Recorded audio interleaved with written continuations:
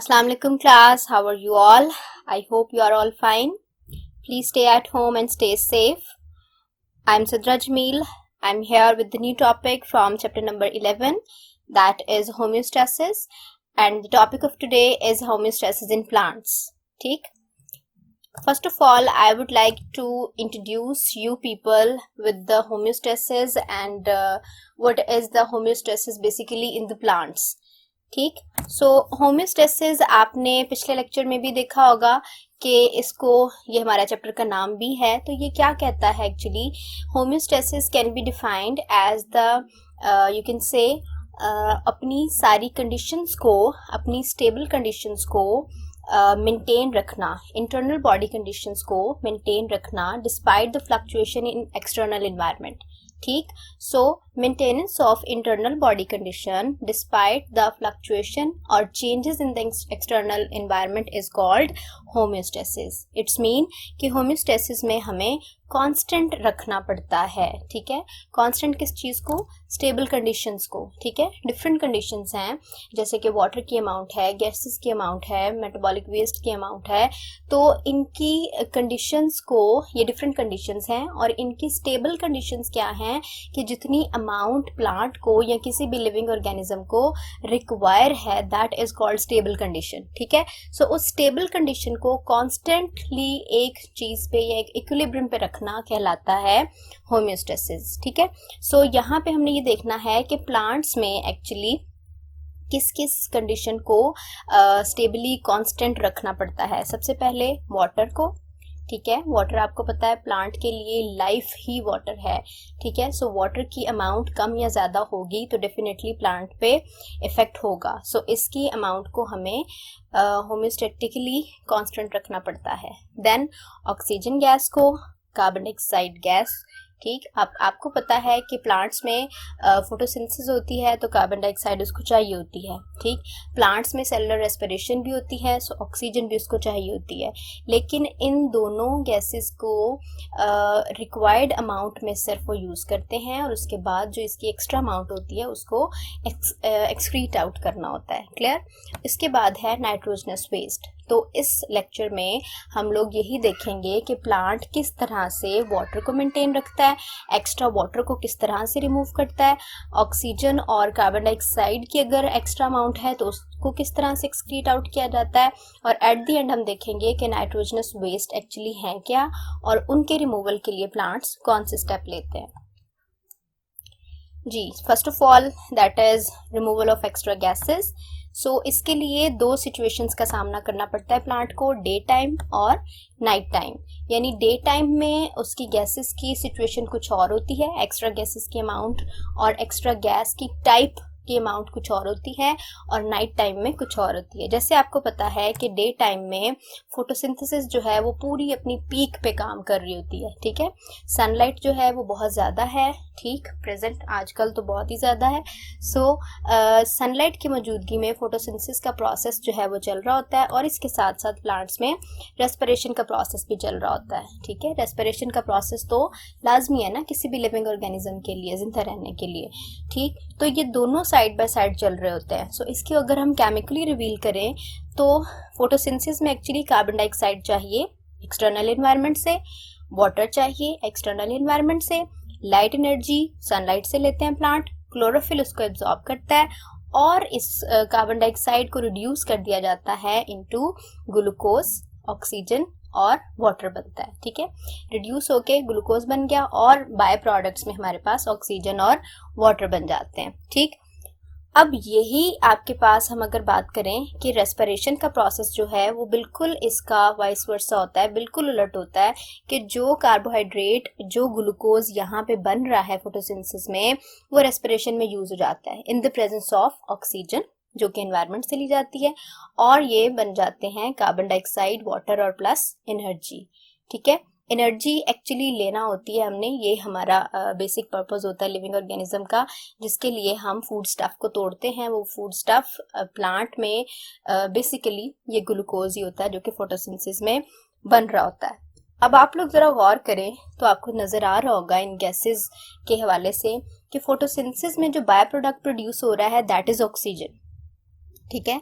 Water तो use हो जाता है प्लांट की लाइफ प्रोसेसेस में, लेकिन अभी हम सिर्फ गैसेस की बात करेंगे, वाटर की बात बाद में करेंगे। सो फोटोसिंथेसिस में जो गैस प्रोड्यूस हो रही है दैट इज ऑक्सीजन, और रेस्पिरेशन में जो गैस प्रोड्यूस हो रही है दैट इज कार्बन डाइऑक्साइड। लेकिन ये दोनों चूंकि साइड बाय साइड चल रहे हैं, तो जो ऑक्सीजन फोटोसिंथेसिस में प्रोड्यूस होगी वो रेस्पिरेशन में यूज हो जाएगी, और जो कार्बन डाइऑक्साइड रेस्पिरेशन में प्रोड्यूस होगी वो फोटोसिंथेसिस में यूज हो जाएगी। इस तरह से ये दोनों एक दूसरे को एडजस्ट कर लेते हैं। लेकिन डे टाइम में चूंकि फोटोसिंथेसिस का अमल मैंने अभी आपसे कहा पीक पे होता है, ज्यादा हो रहा होता है, इसलिए डे टाइम में प्लांट को जो चीज एक्सक्रीट आउट करना होती है, जो गैस उसने बाहर भेजना होती है, दैट इज ऑक्सीजन। ठीक है, तो डे टाइम में ऑक्सीजन का अखराज जो है वो प्लांट से हो रहा होता है। नाइट टाइम में थोड़ा सा सिनेरियो चेंज हो जाता है, क्योंकि नाइट टाइम में फोटोसिंथेसिस नहीं हो रही होती, बिकॉज सनलाइट नहीं होती, तो फिर फोटोसिंथेसिस भी नहीं होती, और नाइट टाइम में सिर्फ और सिर्फ रेस्पिरेशन हो रही होती है, क्योंकि रेस्पिरेशन अभी मैंने आपसे कहा किसी भी लिविंग ऑर्गेनिज्म के लिए जरूरी है। ठीक, सो उस रेस्पिरेशन को फिर से एक बार देख लेते हैं कि एक्चुअली वो केमिकली क्या है। ग्लूकोज ने टूटना है in the presence of oxygen और बनानी है कार्बन डाइऑक्साइड, वाटर और एनर्जी। सो रात के टाइम में कार्बन डाइऑक्साइड प्रोड्यूस हो रही है जिसको कि प्लांट ने एक्सक्रीट करना है। इसीलिए कहा जाता है कि रात के टाइम में प्लांट्स के पास नहीं जाते, क्योंकि वो कार्बन डाइऑक्साइड एक्सक्रीट कर रहे होते हैं और वो कार्बन डाइऑक्साइड हमारे लिए नुकसानदेह होती है। क्लियर? कोई जिन भूत नहीं होते, ये हमारा एक आप कह सकते हैं कॉन्सेप्ट है बच्चों का, कि रात के टाइम प्लांट के पास इसलिए नहीं जाते। ठीक, सिर्फ इसलिए नहीं जाते कि वहां कार्बन डाइऑक्साइड होती है। अब बात ये है कि ये रिमूवल होगा कैसे। ठीक, डे टाइम में हमने देख लिया ऑक्सीजन ने रिलीज होना है, नाइट टाइम में कार्बन डाइऑक्साइड ने रिलीज होना है, पर कैसे? ऑक्सीजन के रिलीज के लिए सिंपली स्टोमेटा इस्तेमाल होते हैं। ठीक है, ऑक्सीजन के लिए जो आपके लीफ की सरफेस पे ज्यादातर ये लोअर सरफेस पे होते हैं, स्टोमेटा पोर्स हैं जिनको कि गार्ड सेल ने गार्ड किया हुआ होता है, और इन स्टोमेटा के जरिए से ऑक्सीजन जो है वो रिलीज हो जाती है। ठीक है, अब जो कार्बन डाइऑक्साइड है that is very harmful for the plant body at night time. ठीक है, डे टाइम में वो यूज हो रही है फोटोसिंथेसिस के लिए, लेकिन रात के वक्त फोटोसिंथेसिस नहीं है तो फिर ये उसके लिए नुकसानदेह है।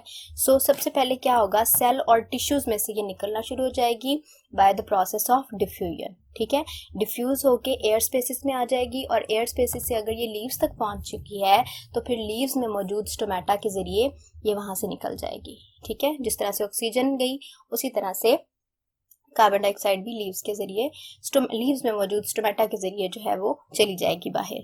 अगर यंग स्टेम है, यानी लीव्स अभी नहीं बने, यंग स्टेम है, तो उसमें भी आपको पता है स्टोमेटा होते हैं। सो उसमें से भी आपकी जो ये गैसेस हैं उसका एक्सचेंज हो जाएगा, कार्बन डाइऑक्साइड रिलीज हो जाएगी।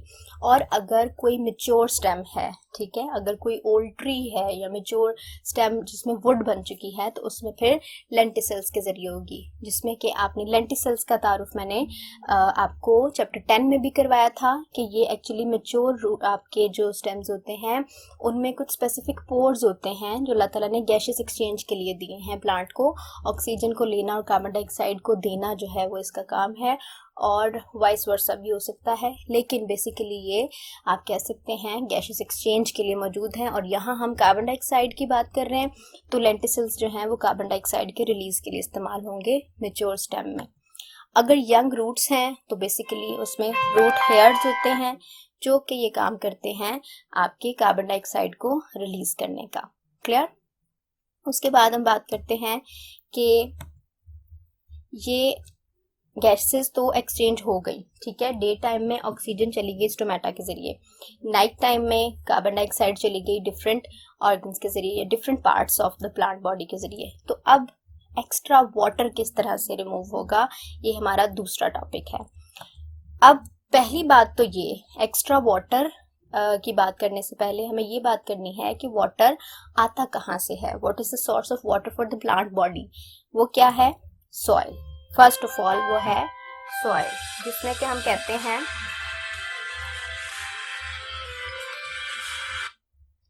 सॉइल से वाटर आएगा, और आप जो वाटरिंग करते हैं प्लांट की, एक्चुअली वो हम सॉइल को वाटर दे रहे होते हैं, सॉइल उसको एब्जॉर्ब करती है और फिर उसी सॉइल से प्लांट जो है वो वाटर एब्जॉर्ब करते हैं बाय देयर रूट हेयर्स, ठीक है। अब उसके बाद हम ये भी कहते हैं कि अगर आप वाटरिंग नहीं भी करते तो सॉइल के पास खुद भी कुछ वाटर कंटेंट होता है जो कि प्लांट को अवेलेबल हो जाता है in the absence of water, ठीक। अब ये चीज के अगर सॉइल में वाटर की कमी है तो फिर प्लांट जो है वो कहाँ से अपने वाटर शॉर्टेज पूरा करेंगे, दैट इज सेलुलर रेस्पिरेशन, ठीक है। ये साइड बाय साइड हो रहे होते हैं दोनों प्रोसेस, के सॉइल से भी पानी आ रहा होता है और सेलुलर रेस्पिरेशन से भी। जैसे आपने अभी पीछे बात की थी कि रेस्पिरेशन में ग्लूकोज टूटता है in the presence of oxygen और बनाता है carbon dioxide gas, water and energy. Energy उसका बेसिक पर्पस है, एनर्जी उसने लेनी है, लेकिन जो कार्बन डाइऑक्साइड और वाटर प्रोड्यूस हो रहे हैं वो एक्स्ट्रा है। कार्बन डाइऑक्साइड भी रिलीज हो जाएगी जो कि अभी पीछे मैंने बात की, और वाटर भी यहाँ पे अब हमने रिलीज करना है, लेकिन उससे पहले बात करनी है कि वाटर का यूजेज क्या है, ठीक है। एक्स्ट्रा तो तब होगा ना जब वो हमने सारा यूज कर लिया, इसके बाद हमें नहीं चाहिए, तो वो बात करनी है कि वो यूज कहाँ कहाँ हो रहा है। सबसे पहले तो लाइफ प्रोसेसेस में, जितने भी लाइफ प्रोसेसेस हो रहे हैं लिविंग ऑर्गेनिज्म में या प्लांट की बॉडी में, आपको पता है जिस तरह से ह्यूमन बीइंग में बहुत सारे केमिकल रिएक्शन हो रहे होते हैं, मेटाबॉलिज्म हो रहा होता है, इसी तरह प्लांट की बॉडी में भी ये केमिकल रिएक्शंस हो रहे होते हैं। सो इन केमिकल रिएक्शंस में डेफिनेटली एंजाइम इन्वॉल्व होते हैं और एंजाइम को एक्वस एनवायरनमेंट रिक्वायर होता है, और वो एक्वस एनवायरनमेंट कौन दे रहा है, यही वाटर जो हमने सॉइल से और सेलुलर रेस्पिरेशन से हासिल किया है, ठीक है। अब कुछ पानी यहाँ यूज हो जाएगा, उसके अलावा कुछ पानी जो है वो टर्जिडिटी में इस्तेमाल होगा। व्हाट इज टर्जिडिटी, ये चैप्टर नंबर 4 में भी आपको मिल जाएगा, उन वीडियोस में देख लीजिएगा कि जब वाटर जो है वो प्लांट सेल के अंदर आना शुरू होता है तो उसके वैक्यूल में जमा हो जाता है। सो वैक्यूल जो है जब बहुत ज्यादा भर जाता है, बिल्कुल जस्ट लाइक अ बैलून, तो वो एक प्रेशर अप्लाई करता है सेल वॉल पे, ठीक है। आउटसाइड डायरेक्शन होती है उस प्रेशर की, और उस प्रेशर के अगेंस्ट जो सेल वॉल है वो इनसाइड प्रेशर अप्लाई करती है, ठीक। सो ये जो आउटसाइड और इनसाइड वाला चक्कर है, जो मामला है, इसकी वजह से प्लांट जो है वो बिल्कुल टर्जिड हो जाता है, सख्त हो जाता है, ठीक है। प्लांट सेल जो है वो बिल्कुल टर्जिड हो जाता है, जिसकी वजह से प्लांट के डिफरेंट पार्ट्स की शेप और स्ट्रक्चर मेंटेन किया जाता है, ठीक है। So this pressure is called turgor pressure and this process is called turgidity, ठीक है। सो इस टर्जिडिटी के लिए प्लांट जो है वो वाटर को स्टोर कर लेते हैं इनसाइड देयर वैक्यूल्स। अब जो पानी बचेगा that will be remove from the plant body, ठीक है। अभी हमने कहा कि प्लांट पहले उस वाटर को यूटिलाइज करता है, यूटिलाइजेशन के बाद जो पानी बचेगा अब उसको रिमूव करना है, और उसके लिए क्या मैकेनिज्म होगा, ट्रांसपायरेशन। ट्रांसपायरेशन का अमल आपने पहले भी पढ़ा है 9th क्लास में। इसको अगर हम दोबारा से याद करने की कोशिश करें तो this is the removal of water in the form of water vapours, यानी लिक्विड वाटर जो है वो गैशियस वाटर में कन्वर्ट होके प्लांट की बॉडी से निकल जाता है, ठीक है। That process is called transpiration, और ये प्लांट की लाइफ का सबसे इम्पॉर्टेंट आप कह सकते हैं अमल है, जिसके जरिए से ये बहुत सारे और प्रोसेसेस जो है वो अपने चलाता है। एक्चुअली एब्जॉर्प्शन ऑफ वाटर भी इसी के जरिए होता है। जब ट्रांसपायरेशन प्रॉपर होगी तभी सॉइल से भी वाटर जो है वो एब्जॉर्ब हो पाएगा। अब ये वाटर एब्जॉर्प्शन के लिए वाटर रिमूवल के लिए कौन सा आपका बॉडी पार्ट यूज हो रहा है, दैट इज स्टोमेटा, ठीक है। हमने गैसियस एक्सचेंज के लिए भी ये कहा था और वाटर के लिए भी ये कहेंगे, क्योंकि हम ये कह सकते हैं कि प्लांट के पास एक्चुअली यही सबसे बड़ा आप कह सकते हैं एक मेन गेट होता है, जिसके जरिए से वो एंट्री और एग्जिट करवा सकता है मॉलिक्यूल्स की from the environment and inside the body और outside the body of itself. Then night time में ये स्टोमेटा जो है वो क्लोज हो जाते हैं, so there is no transpiration, ठीक है, because stomata has been closed. Night time में ट्रांसपायरेशन नहीं हो पाती, नाइट टाइम में प्लांट्स में से वाटर का एक्सचेंज नहीं हो पाता। सो फिर अगर एक्स्ट्रा वाटर है तो उसके रिमूवल के लिए प्लांट क्या मैकेनिज्म इस्तेमाल करेंगे वो देखना है हमें, दैट इज गुटेशन। ठीक है। गुटेशन को अगर आप डिफाइन करना चाहें तो that is the appearance of water drops on the tips और एजेस ऑफ द लीव्स। अब इसको जरा कंपेयर करें आप कि ट्रांसपैरेशन में मैंने कहा था कि वाटर वेपर्स बन जाते हैं, गैशियस फॉर्म में आ जाता है जो हमें नजर नहीं आता, लेकिन गुटेशन में वाटर जो है वो वाटर ड्रॉप्स की फॉर्म में लीव्स की सरफेस पे और एजेस पे नुमाया हो जाता है, दैट इज कॉल्ड गुटेशन। अब गुटेशन एक नई टर्म है, इसको समझने के लिए हमें थोड़ा सा इसके बैकग्राउंड में जाना पड़ेगा कि एक्चुअली गुटेशन की ज़रूरत ही क्यों पड़ी। अभी मैंने पीछे कहा कि गुटेशन या ट्रांसपैरेशन जब नहीं हो रही होती तो गुटेशन का मामला आता है। वो क्यों? क्योंकि नाइट टाइम में स्टोमेटा हो जाते हैं क्लोज, ठीक है, और कोई भी ट्रांसपैरेशन नहीं हो पाती। ठीक, वाटर वेपर्स में कन्वर्ट तभी होगा जब उसका इंटरेक्शन जो है वो एनवायरनमेंट के साथ होगा, लेकिन स्टोमेटा क्लोज हो गए, कोई इंटरेक्शन नहीं हो पा रहा और वाटर वेपर्स नहीं बन रहे।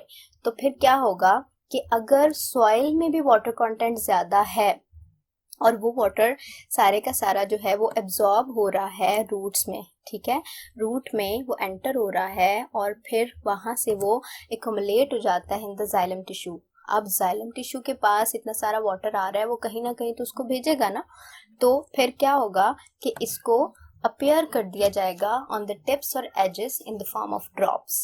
ठीक है, अब मैंने पहले आपसे कहा कि वेपर्स तो बन नहीं रहे क्योंकि उसका डायरेक्ट इंटरेक्शन नहीं हो पा रहा एयर के साथ, तो फिर उनको ड्रॉप्स की फॉर्म में ही एजेस के जरिए जो है वो बाहर भेज दिया जाता है। क्लियर? इसको आप यहाँ इस डायग्राम से भी रिवील कर सकते हैं कि एजेस पे आपको टिप्स पे, लीव्स की टिप्स पे वाटर के ड्रॉप्स नजर आ रहे हैं। इसको बिल्कुल भी आप ड्यू ड्रॉप्स के साथ कंफ्यूज मत कीजिएगा, बिकॉज ड्यू ड्रॉप्स जो हैं वो कंडेंसेशन है वाटर वेपर्स की, यानी हवा के अंदर जो गैशियस वाटर मौजूद है वो कंडेंस होके लिक्विड वाटर में कन्वर्ट होता है और वो पूरी प्लांट बॉडी की सरफेस पे मौजूद होती है। लेकिन जो गुटेशन के जरिए वाटर आ रहा है वो सिर्फ लीव्स की टिप्स और एजेस पे मौजूद होता है, जो कि नाइट टाइम में स्टोमेटा के क्लोज होने की वजह से हुई। क्लियर? नेक्स्ट चीज है हमारे पास removal of other metabolic waste. वैसे तो ये भी मेटाबॉलिक वेस्ट ही थे, कार्बन डाइऑक्साइड भी मेटाबॉलिज्म के जरिए बनती है, ऑक्सीजन भी मेटाबॉलिज्म के जरिए बनती है और वाटर भी मेटाबॉलिज्म के जरिए बना।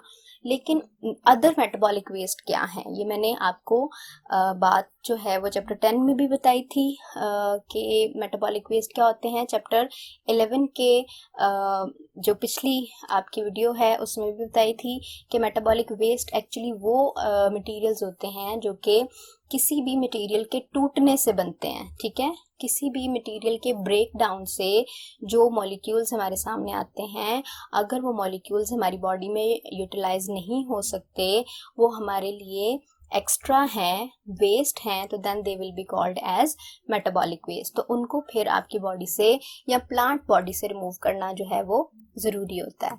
ठीक, अब ये हार्मलेस क्रिस्टल के फॉर्म में होते हैं प्लांट्स में ख़ास तौर पे, जो कि नुकसान तो कोई नहीं पहुंचा रहे होते प्लांट्स को, लेकिन वो उसके लिए चूंकि वेस्ट होते हैं सो उसको रिलीज करना ज़रूरी होता है। इसके एग्जांपल में हमारे पास आता है कैल्शियम ऑक्सलेट, जो कि टोमेटो में मौजूद होता है। ठीक है, जो कि कहा जाता है कि कैल्शियम ऑक्सलेट के जो स्टोन्स हैं वो भी टोमेटो की वजह से होते हैं, अगर इसका हम ज़्यादा इस्तेमाल करते हैं खाने में। ठीक है, सो टोमेटो में स्टेम और लीव्स में ये मौजूद होते हैं और इनके लीव्स में हम ये कहते हैं मौजूद होने का फ़ायदा ये होता है कि जैसे ही सीजनली लीव फॉल होता है तो ये आपके जो क्रिस्टल्स हैं वो लीव फॉल के साथ ही रिलीज हो जाते हैं, प्लांट बॉडी इससे छुटकारा हासिल कर लेती है।